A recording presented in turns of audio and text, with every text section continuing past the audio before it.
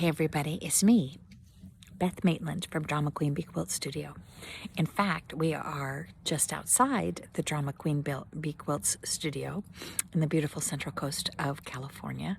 I have a little sitting area and we're winding down the day. The horses have been fed, the dogs have been fed, they have been put into their beds and they're cuddled up and cozy.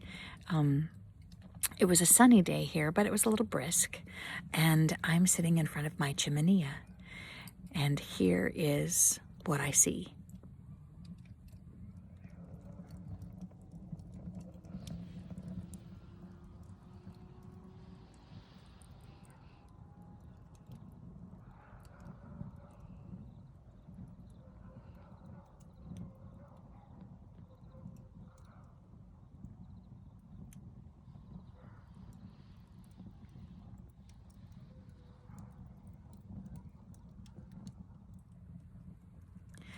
And I'm getting ready to head upstairs to do the second part of my vlog. This would be number 5, but it's the second part of my tiny journal project.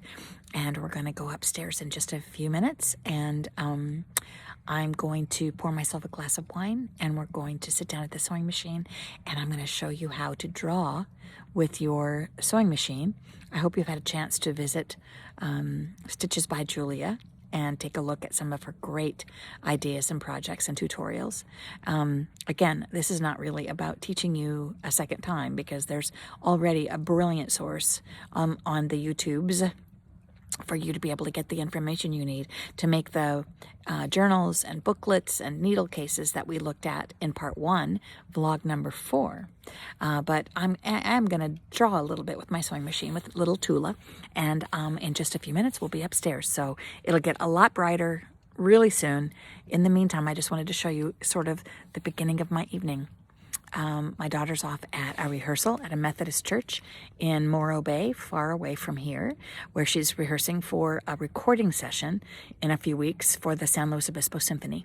And so I have a quiet evening at home planned, including a little time spent with you, creating and making something fun, and learning about our sewing machine and learning about our creative process. So I'll be right back, and we'll be upstairs in just a minute in my little breakfast nook, and we'll learn about sewing, drawing, and sketching with your sewing machine.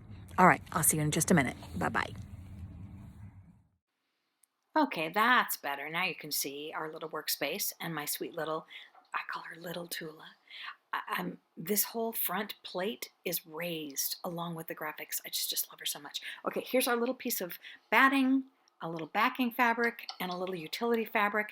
I'm going to take the batting and we're going to layer this like what you saw in vlog number 4 in the first part of this. I'm going to take the batting and layer it on our back fabric, which is going to act as sort of a mat. If you were in the framing business, you would have a mat to sort of offset your artwork. So now I'm layering the 3 of them, and now we're going to take my pen. This is a water soluble, a water erasable pen. All you have to do when you're finished drawing with it and you've got your stitches in place is spritz it with a little bit of water, or take a wet paper towel and dab it, and all of the blue lines go away. So we're making a little heart, and we're going to do several rounds. As I mentioned before, I've got black thread loaded, and I've got my feed dogs lowered, and I've got an embroidery foot loaded on the sewing machine. So I'm able to do the little free motion that we're going to see in just a moment. The feed dogs from the bottom, there's usually a switch. Just go searching for a switch on the side of your machine. On my machine, I'm not using a foot pedal because it's at a breakfast bar that's raised the height of a regular bar. I'm not using a foot pedal. I'm just using an on-off switch. So I'm still getting used to that. So sorry about that little bit of sort of lowering and raising up the bobbin thread, bringing it to the top.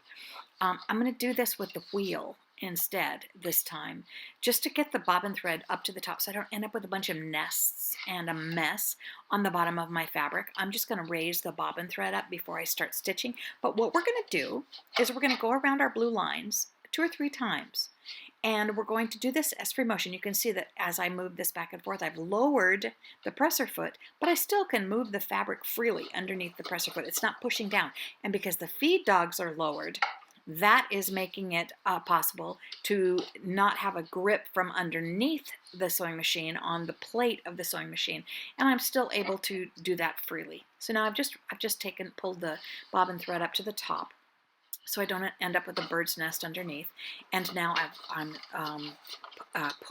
sort of stabilizing my stitches, doing 2 or 3 rounds with the presser foot, and I mean with the wheel. And now I'm going to push the magic button. And off we go.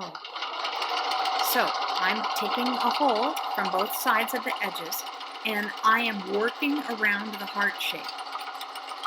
I'm making it sort of in a meandering fashion, a sort of ziggy-zaggy line. It's not a perfect straight line. It's not perfectly on the blue line. And now look, I'm going around again. I'll go around about 3 times. It's making it look more like a pencil sketch. By doing it this way, and overlapping the lines across each other of stitching, I'm making it look like I'm just making several passes with my pencil or my ink pen, and I'm making it look more like a sketch. So we're going all the way around. You can see the heart developing in dark thread on the light fabric, and you can see that I'm going around and around and around 2 or 3 times, sort of meandering, using my hands to keeping my fingers out of the way. Mind your safety. Keep your fingers out of the way, but manage to hold all layers together and then sort of zigzag around. Now, because I've gone around 3 times, it's not necessary for me to really tie off or lock the threads. So I'm just going to pull this all out and cut the threads. And now we're going to make a frame around the outside.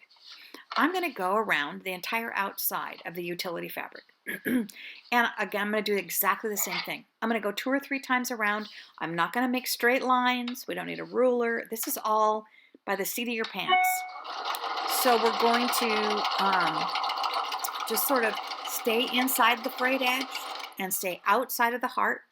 I can't get my needle down. I can't figure out how to get my needle down on the sewing machine yet. So after several tries, I'm just going to turn the thread around.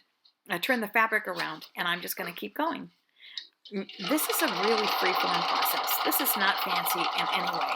I'm not going to let this stress me out. I'm not going to let operations or the needle up or the needle down cause any interruption in the flow. We're just going to go all the way around and make a frame around the heart. You can see my hand kind of switching back and forth, pulling the fabric sandwich this way and that way. It's sort of making that irregular line, just like you would be sketching. So as you can see, we're just going to go make pass after pass, maybe 2 or 3 times all the way around the fabric, all the way around our little design. And as I turn it, you can kind of see it's making a frame. Just like you saw in the samples, there's a little stack of them off to the upper left-hand side of the frame that you can see, a little stack of the samples.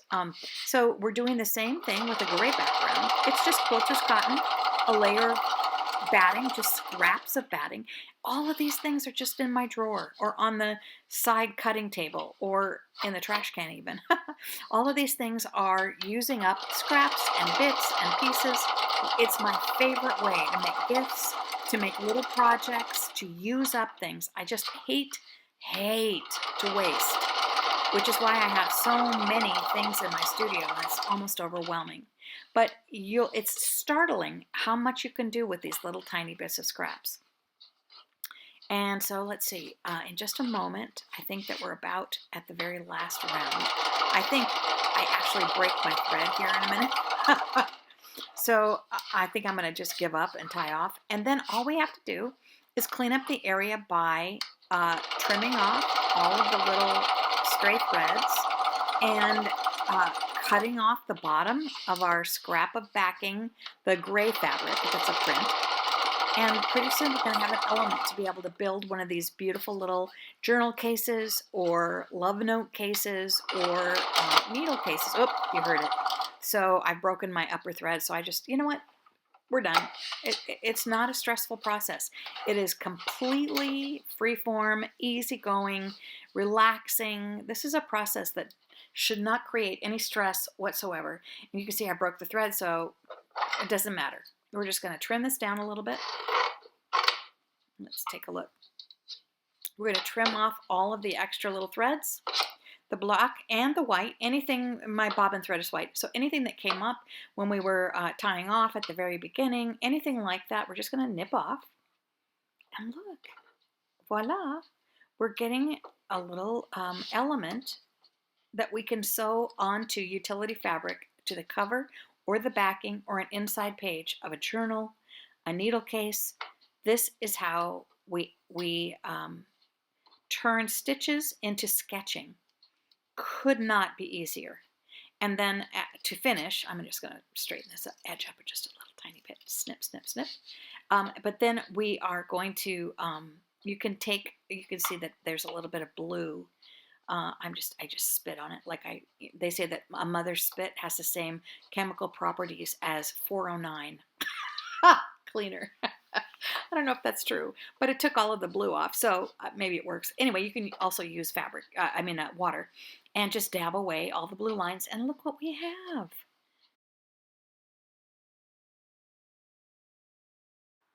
Thank you so much for watching. This is Beth Maitland from Drama Queen Bee Quilts Studio. Do something creative today. I'll be back with another vlog very soon.